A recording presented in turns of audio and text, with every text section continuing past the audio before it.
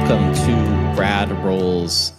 If you remember last time, we find our detective really channeling a bunch of different information. The old D. Kapersky super detective has managed to find the first piece of physical evidence, a key to room 302. What's behind that door, we do not know. But before they went off to this room, they experienced a terrible flashback of mass murder.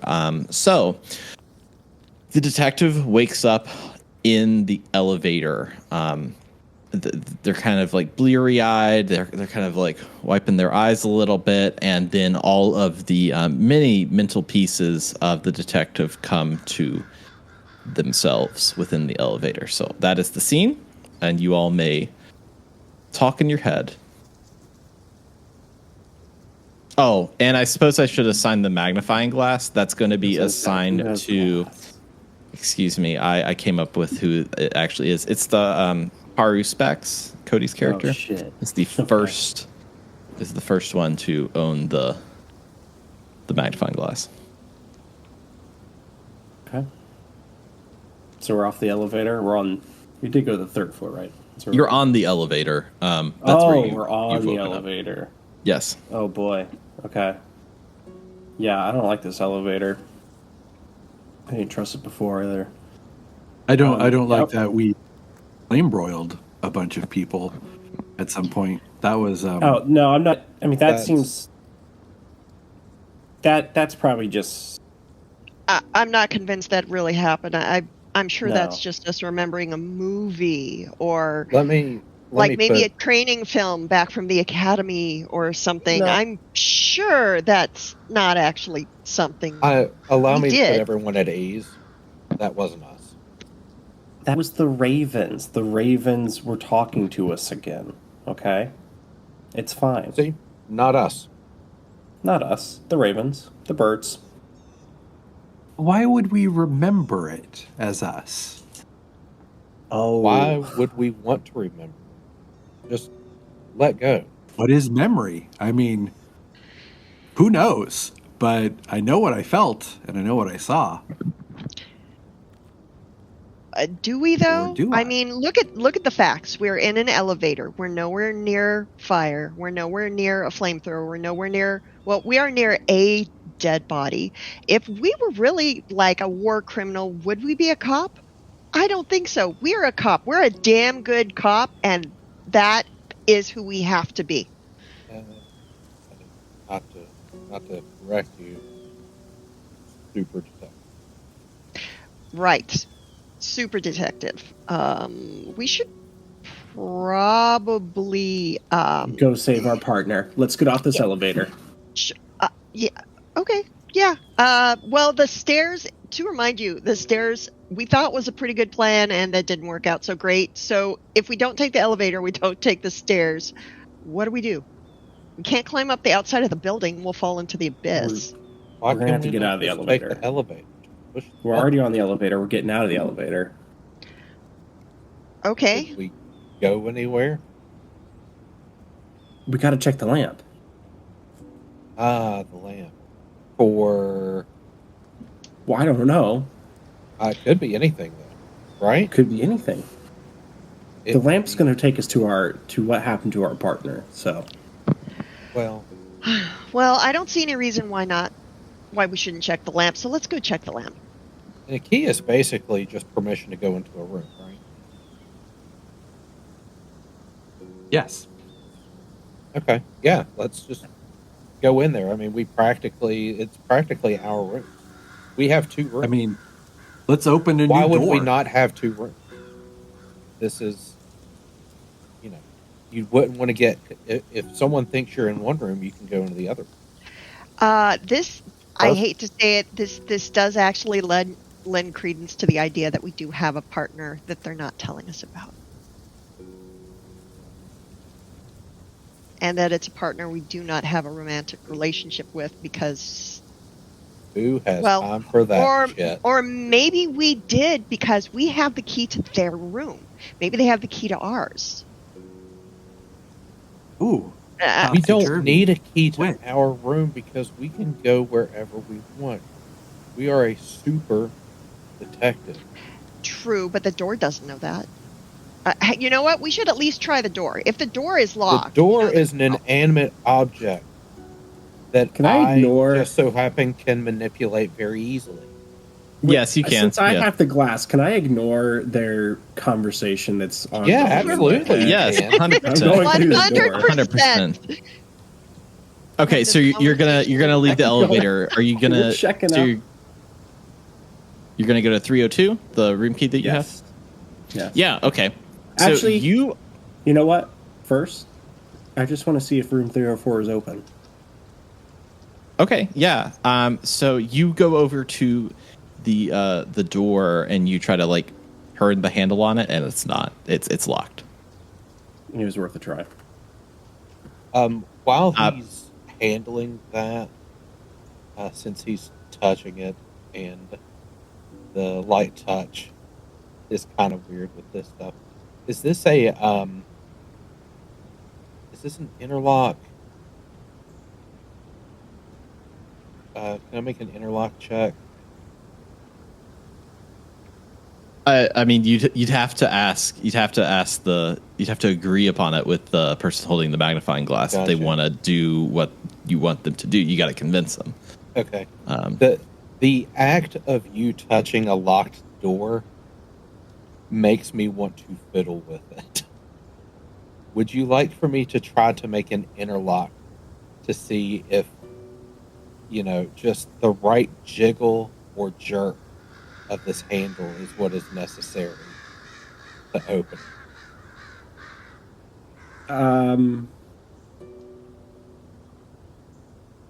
Yes. Cool. But I think if you fail this, then we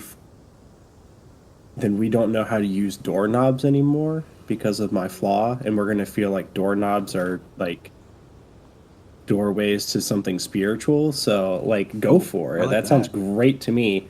My personality wants to get into that room anyways. Something drew me to it. And I don't feel just like be aware of the consequences. No, and I don't feel like I should be tied down by little things like a mundane key to let me into places. Yeah, the detective wants to listen at the door, but she's not going to get away here.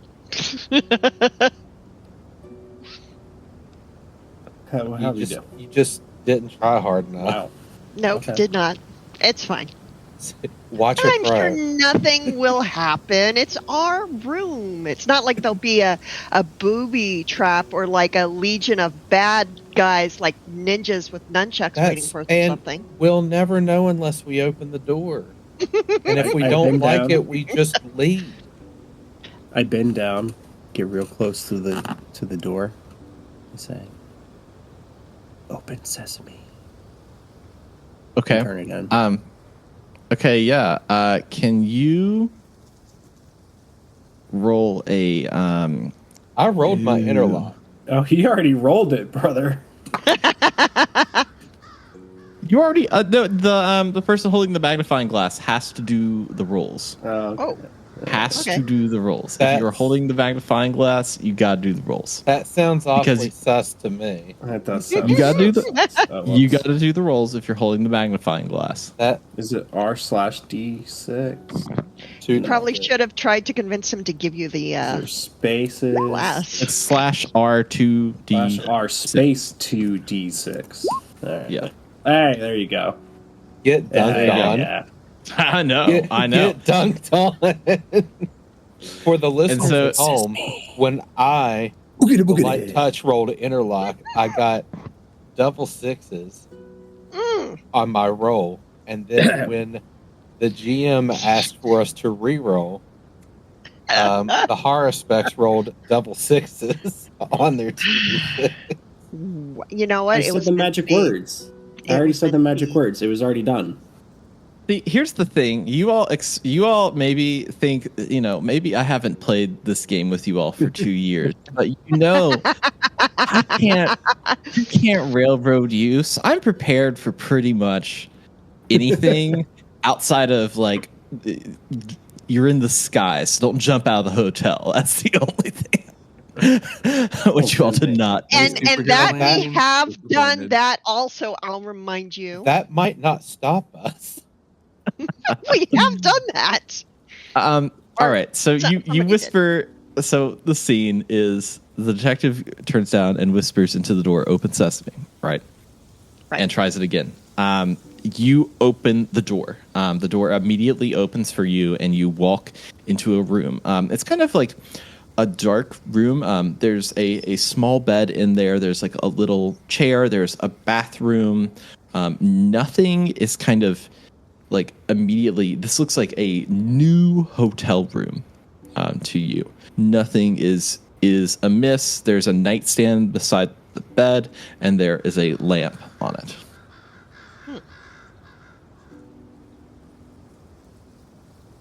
I feel like I should check out that lamp too. Yeah, absolutely. Let's go turn on the lamp. Yeah, let's be enlightened. Can you roll exo familiarity for me?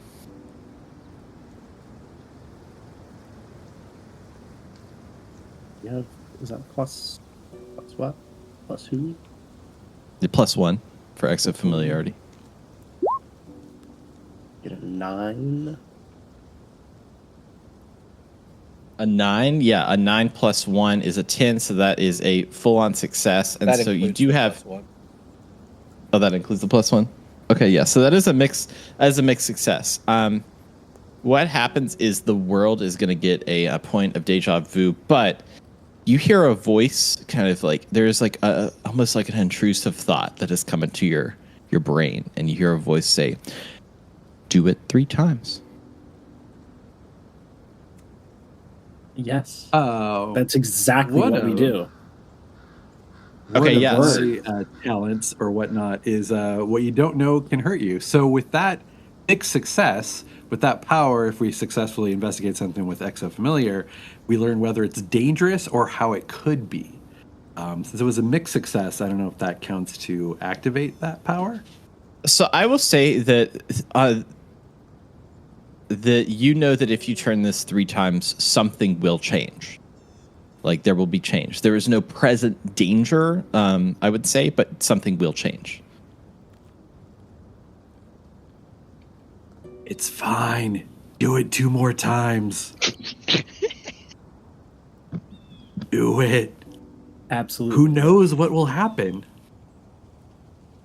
Yeah. Yeah. So you change the light bulb, so you turn it on, and then you turn it off, and it's like when you first turn a light off, it's like really dark.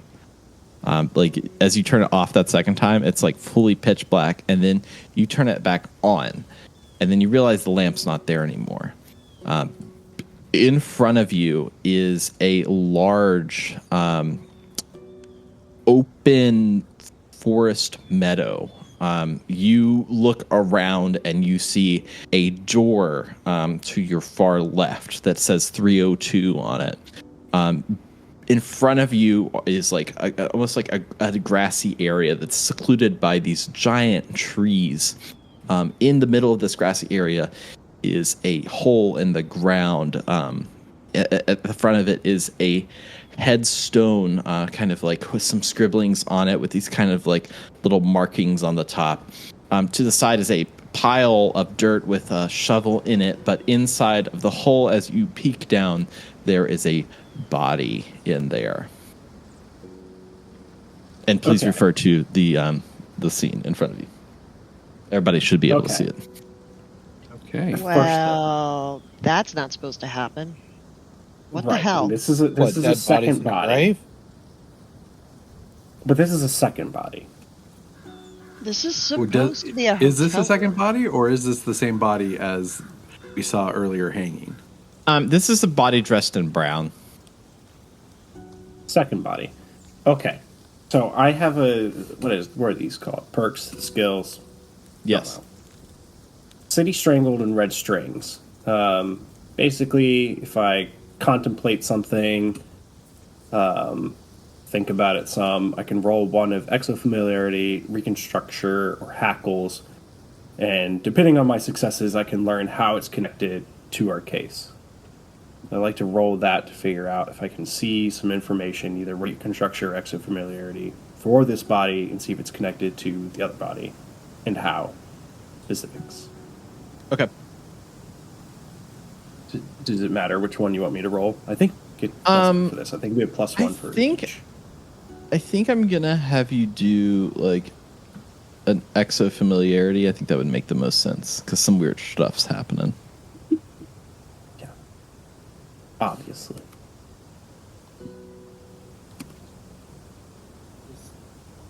The entire 2 years that's have a been 9. Alex exo familiarity.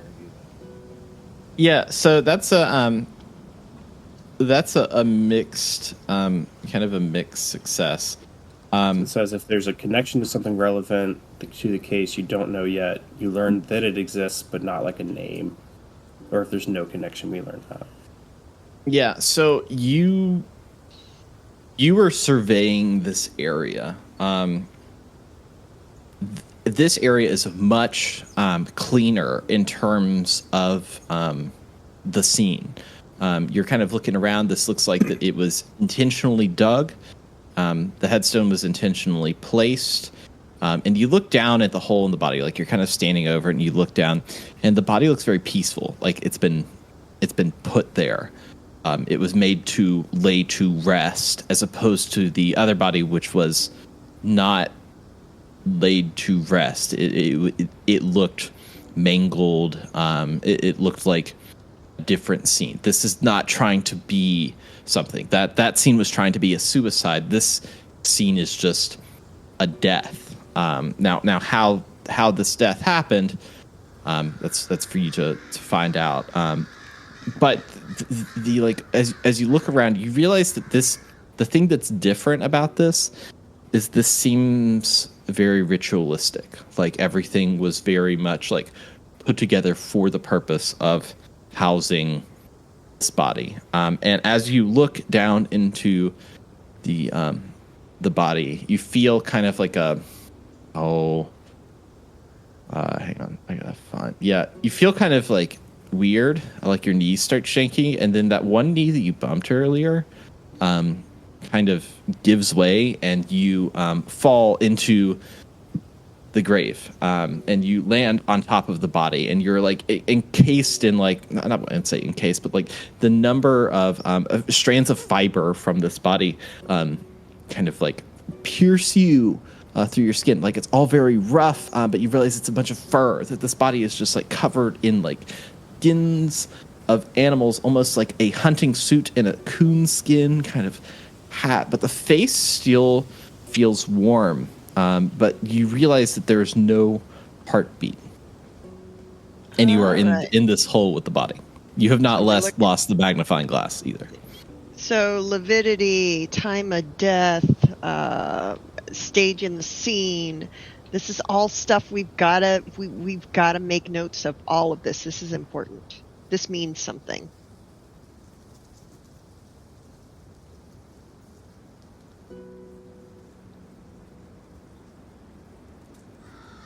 I don't want to deal with this. Somebody look at his mouth. It's too much. It's too much. I want to give it to I want to give it to our guy that doesn't like being trapped. Ooh, nice. Nice. That would be me. Yeah. So you're snuggled up with a dead body in a grave in the woods. Well, I want in his mouth. I want the fuck out of here. Would that be like coordination?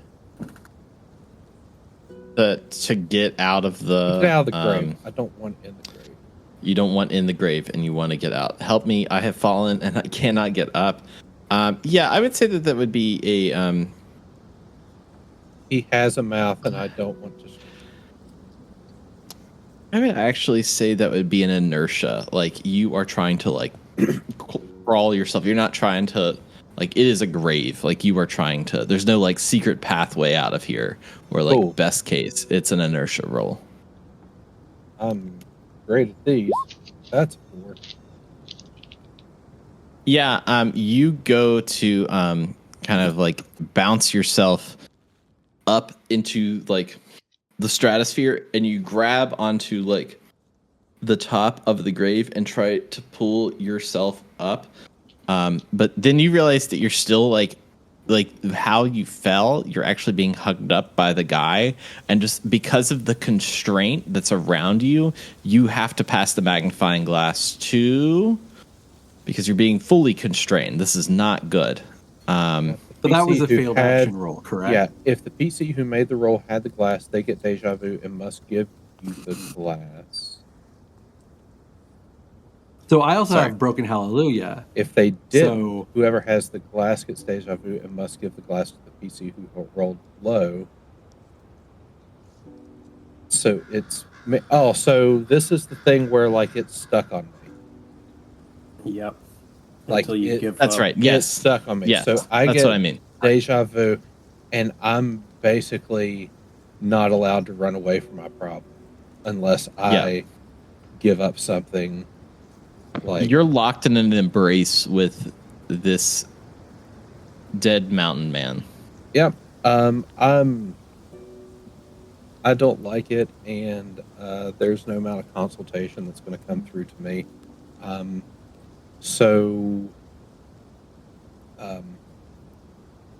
see. Yeah, I can become far too aware of how stuck I am in this grave. Okay. This is a problem. All right. What can I do?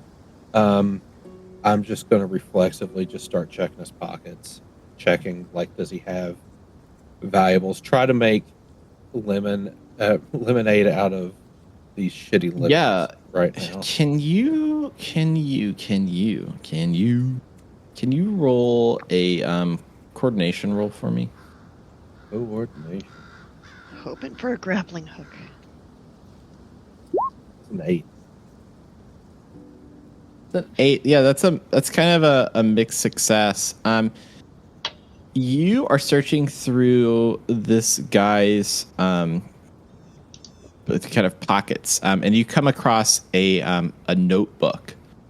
And on the front of it, it says Daniel. You pull it out and you read a few details in there. I'm kind of not sure. Okay, I'd like to stop. If you want to read it. Yeah, I'm not sure I would even bother reading it. I'd probably just pocket it. Okay, yeah. Like, this looks important. Daniel. It says Daniel. I'm not even going to bother looking at the pages right now because I'm not in a place where I feel like I'm safe. So it's just going to a pocket. Sounds good. Am I able to find anything else of value on this individual? Yeah, there is a hastily scrawled kind of list of names within the pocket. Okay. I'm going to throw that in my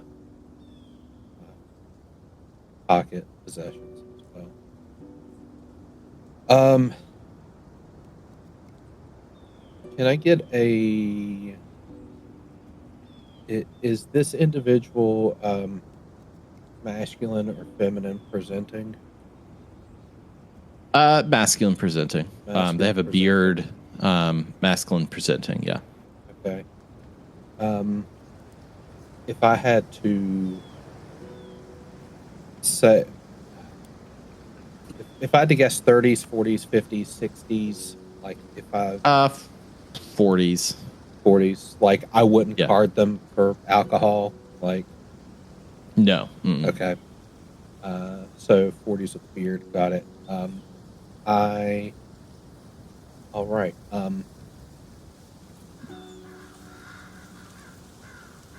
right. I've got the information. So weird to know what other people look like and not what we look like. We should probably find a mirror. We're out of this. The less we know about ourselves, the better. It makes it easier for us to lie about it. It's fine. You need to eschew this idea of a name and a face. It's just an identity can be a useful thing, man. It Why are you can, running away from identify? You know what's better than one identity? Like, more. Like, Man, honestly, the most suspicious person in these murders is us. So I can't give up the glass of all. So I can't use my emotional escape artist. And you're wrapped in this guy. You're kind of like wrapped up in him. Like it's like how he's interlocked himself into you. Like you can search him, you can feel around, but like coordinating how to get out of him is going to be It would take abandoning something emotionally important to me just to prove how detached they are. You could try yelling for help. I bet if we stay in here long enough, the killer is going to come by and push the gravestone on top of us and kill us. He doesn't need to do that. He could just fill in the hole. Yeah, they fill in the holes, but the gravestone, I mean, and then they're going to see, and then they're going to wonder why there's two bodies in there, and then it's going to be a whole ordeal. There really only needs to be one body in here, and preferably it shouldn't be our body, because like then we're going to get buried alive, and that's going to be a problem. They're going to be like, hey, who are you? Then they're going to put our fucking name on a gravestone, then everybody's going to know who's in here, and it's a whole big goddamn problem.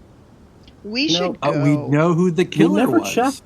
We never checked. Our name could be on the gravestone. I think this guy's pretty good. They could have set this trap up for us. Well, we're still trapped. Let's get out of the trap. I can't. Come on, man. You're the escape artist. Let's go. I can't. There's a corpse hugging me. That's a corpse a corpse is not what's going to hurt us. The guy who made the corpse is the one who's going to hurt us. Well, okay, that's girl. Fair, but like, we're really dommed up in here, folks. We're really just it. So there's a chance we could yell for help, and it might be answered by that little purple guy. Or somebody else. It may not be the person who's the killer, or maybe, how would we know? The question is, do you want to take that chance? I don't think we should take that chance. Everybody's a suspect. We need to figure out how to get out of this hole before we die and end up becoming just another body on the slab. I know. Come on, man. Okay, relax. You can do this. We can do this. This is our thing. We're a detective. We're a super detective. We do this all the time, right? We're the super duper detective. We are the best super duper detective, and we're the only super duper detective here. We need to make this work. I think you should try turning on the lamp again. We've got to find the lamp. Okay. I don't think the lamp is down in this hole. No, but if we turn on the lamp, then the light will come back on and we won't be in the dark. Right. So then we'll just be back. Okay, so after... Have we looked in the mountain man's mouth yet? I really think we should. Yeah. I think we need to figure out what's in there. Okay, so... Could even be the lamp. All right, so... You may have a bright, shiny, sunny smile, but I don't think it's a lamp. Game Master. As the light touch, I probably stick to external parts of the person when I do my theft. Would you consider it abandoning something emotionally important if I were to say start checking internally? Oh, connecting yourself more. So disconnecting myself from my principles by saying, you know what? Sure, I guess I check mouths now. I think so, but you're going to have to be comfortable with doing that for everything that you come across. I mean, that's going to be your one. That's going to be your one way that you could connect. That's something that you have to let go. That checking people's mouths is verboten. That now, like, oral cavity searches are the standard. Yes. Yeah. Okay. You all wanted it. You all wanted it. You got it. So you know what? Handcuff keys. People can put like cyanide capsules in their mouths. That's important stuff to check for, okay, right? so I am eschewing the sanctity of the oral cavity. Yeah, you open up this guy's mouth. You don't feel any breath, but it's like still kind of like wetish in there as you kind of like feel around the mouth. You kind of like go back and like you're like on the outskirts of the esophagus, but over near the back of molars, you kind of feel down, and it's like there's like a residue back there.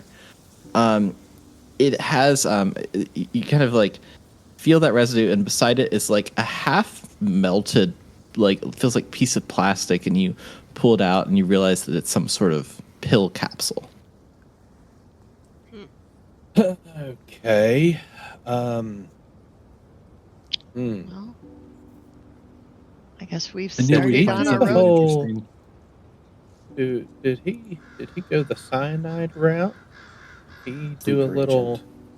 Oh, and when you let something go, you have to give up the glass, right? Too. Let's see here. Inertia.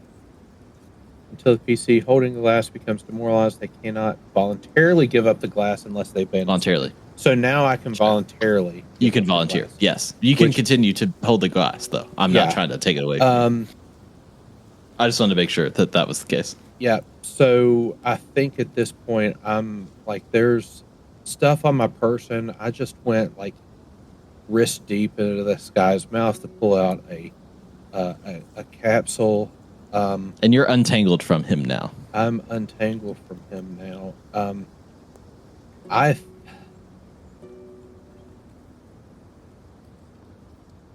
think I'm going to do the emotional escape artist and just give this to the chiaroscuro, because like, hey, you want to parse all this shit? Fine by me. I'm out for a minute. Well, we have started on our road to a degree in dentistry, possibly, if the whole being a detective thing doesn't work out. Nah, we were straight up ENT. Okay, so, we're still in the hole. Yep. We're yeah. You've got a kind of like a pill casing. You've got a notebook that says the Daniel on the front, and then you have a list of names. Okay, does the pill smell like anything? Does it smell like halitosis? Other than halitosis. I would say do a almonds. Do a what's that? Yeah, check? actually, yeah. Can you do a night side check? Yeah. Night sight. Night sight.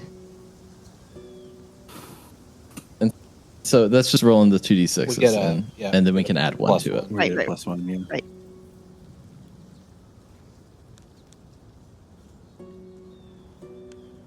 Yep, 2d6s. Come on. There you go. We got a 5 + 1. That's a 6. That is a fail. Yeah, that's not great at all. Yeah, I would say what happens. You go to kind of like smell the pill, and you're like, it smells good. It smells great to me. Smells great. Great aromas. Yeah, this guy, vitamin. This guy looks like a mountain. This guy was a mountain man, but he definitely brushed his teeth. Okay. All right. I just want to get out of here now. I'm gonna climb out of the grave. Yeah, do inertia. Do inertia. 2d6s. Can I spend deja? Wow. How about I feel you forward a little bit? And so what's going to happen is you're going to kind of like lift yourself up by the arms, and that bum knee that you have, you, as you come up out of the grave, you try to get it, and it slips, and it actually hurts your ankle. And you go up, and you're like fully up on it. You take another injury to your ankle. And you're kind of like leaning on this shovel, like you cannot stand on this leg anymore. You sprained your ankle and hurt your knee. And Broken Hallelujah, failed action. Since Aaron failed one once, basically it means it's a beautiful thing to fail sometimes, guys. It's truly beautiful. The way you climbed out of that hole, hurt your ankle, but still managed to get yourself up on that shovel, posed like a kind of like some sort of triumphant statue on a shelf stand. Alive. It was so beautiful. Also, you get a deja vu point. Yeah, you do. You do get a deja vu point. That's for you, Mike. Yeah, that's yours. He can choose to give it to someone. Designate it to someone else. Yeah. That's true. Yes. I'm going to give it to May. Oh, thank you. I'll take it. All right. So, better plan. I'm going to take the shovel and I'm going to kind of carve steps out of the side of the grave so that I can have an easier time getting out of this thing. Accessibility ramp. Sure. Yeah. I'm gonna. So you're gonna need to do. Normally, I would let you do this, but you cannot stand on a leg. Right. So like this shovel is your thing. So you're gonna have to do an inertia roll again. Okay. To try to maneuver this physical activity. So what I'm going to do is I'm going to take the shovel. I'm going to try and use both hands with the shovel to dig like a little shelf to use as a ramp or a place to put my feet, like at eye level, while I'm leaning myself back against the other side of the grave. And come on, one of these. Oh no, duh. And I rolled really badly. And wow. Yeah, so that would be a with inertia. Yeah. It's still a fail. That would be a 3. Yeah. So you're above the grave. You are above the grave. You managed to get yourself out of the grave. That was so you're still from above, but the shovel that you tried to build stairs out of breaks in half. And like in the moment when it breaks, you kind of fall to the floor on the grass because like it broke in half. So like now you don't have a crutch. You just can hobble around on one leg. Great. Well, at least I'm out of the grave. Where the hell am I? I'm going to take a look around. What's with all these trees and that door 302? Yeah, can you roll a reconstructure for me? Yes. That's +1. Finally! That's an 11 on reconstructure. Let's see. You have expertise in this. Okay, yeah. So you are starting to look around at the area. You see a few different things. The first thing that you note as you go through is that somebody has dug this grave with the shovel that you have recently broken. Above it, they have placed a gravestone, and on it says the words Herwold, which I typed in the chat. It says Herwold on it. Herwold, and he's covered with hair. Okay. There are 3 kind of like imprints of black on the top of the headstone, like almost like something has like clawed into there and left like not necessarily a burn, but almost like an inkiness on the headstone itself. And there is a piece of cloth that you find in the pile of dirt that is kind of like where you got the shovel originally. That is purple piece of cloth. Is it the same shade of purple as the purple outfit that the first person in the mask who was alive we ran into looked like? I would say that you don't know that from, like, you don't know that. Hard to tell. Yeah, the lighting here is not great. You could take it with you. It's small enough you could take it with you. Yeah, I'll take it with. I also would like to take that part of the broken handle with me, like as a billy club. Okay, sure. Or vampire stake, either one. Or vampire stake. I'm a cop, man. Cops use billy clubs. This is So you have like a kind of like a shiv / baton. It's a shiv baton. Yeah, that's if we run into any ninjas or forest monsters, I'm sure it'll come in really handy. That was supposed to be sarcastic, but I can't even tell when I'm being sarcastic anymore. I'm gonna try and go through that door to get out of here. Okay, yeah. You hop over to the door that reads 302, and you open the door. Around you goes black, and in front of you is the hallway as the door creaks open. You kind of hop out through the door and close it behind you. And just for a second, because you're like, is that all still there? You go to turn 302 again, and it opens back into the normal looking hotel room. So you are now outside of the hall with the door open to the normal looking hotel room. Fantastic. I hate everything about this. Okay. Is there anything else in the room that is, well, I don't want to say weird because everything about it is weird. Is there anything in the room that's normal?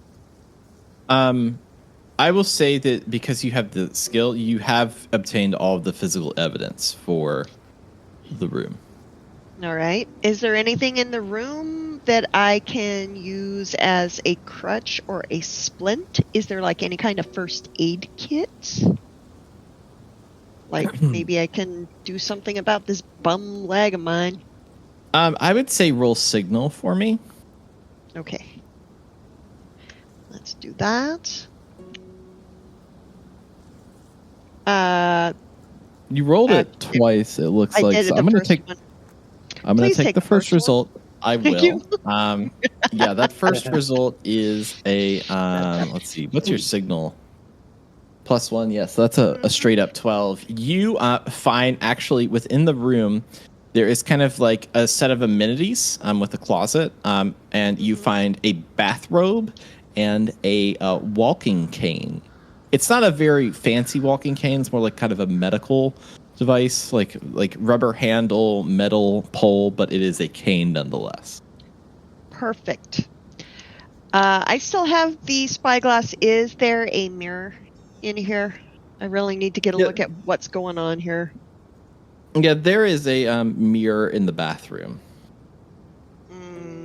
I'm a little trepidatious, but we need to know what we're working with here. I am absolutely covered in mud from a grave, which is not great. Also hair. I got hair sticking to me. Okay, I'm going to go into the bathroom, and I'm going to take a quick look in the mirror. Yeah, you look in the mirror and you look at your face. You seem to be male presenting. Your hair is slightly long. I would say it's down to maybe your neck, but it's not very well put together.